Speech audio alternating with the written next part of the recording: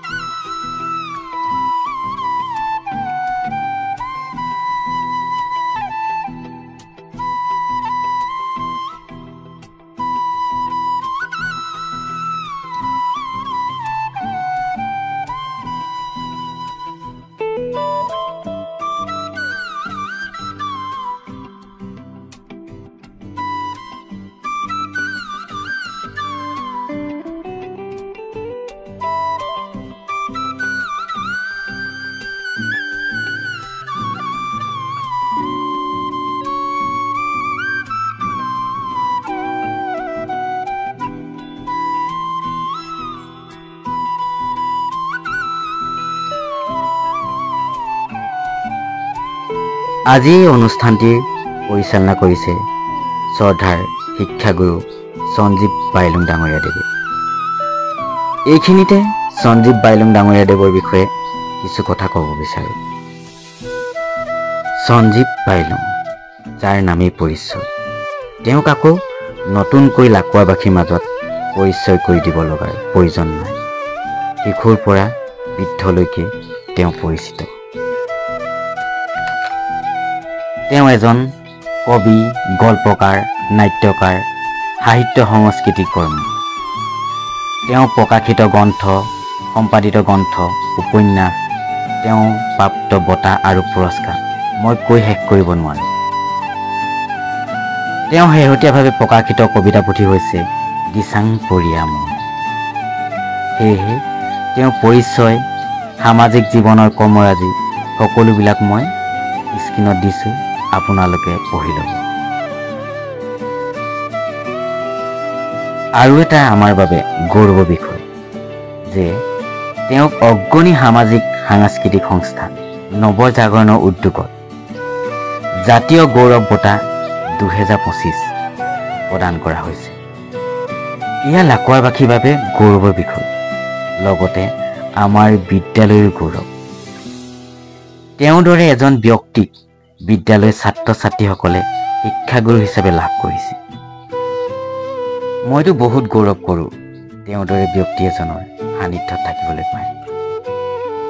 ছাৰলৈ মোৰ বহুত বহুত শুভেচ্ছা থাকিল। তেওঁ যেন এই সামাজিক জীৱনত আগুৱাই যায় আৰু সফল হয়, তাৰে কামনা কৰিলোঁ। লগতে ভগৱানৰ ওচৰত তেওঁৰ দীৰ্ঘায়ু কামনা কৰি প্ৰাৰ্থনা জনালোঁ। আহক আজি অনুষ্ঠানলৈ আকৌ ঘূৰি যাওঁ। বিদ্যালয়খনৰ অনুষ্ঠানটি আৰম্ভ কৰা হৈছে বন্তি প্ৰজ্বলনৰ দ্বাৰা। বন্তি প্ৰজ্বলন কৰিছে বিদ্যালয়খনৰ প্ৰধান শিক্ষক, মুখ্য অতিথি, নতুনকৈ নামভৰ্তিকৰণ কৰা ছাত্ৰ ছাত্ৰী আৰু অভিভাৱক অভিভাৱিকাসকল।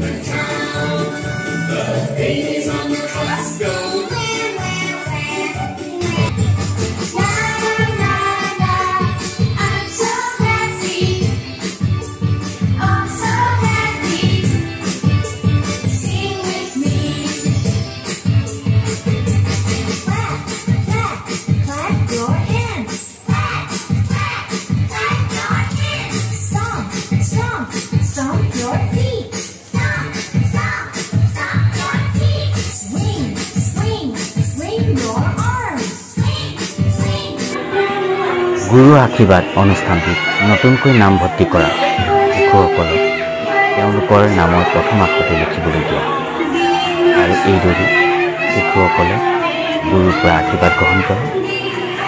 এনেদৰে আমাৰ অনুষ্ঠানটি শেষ হ'ল।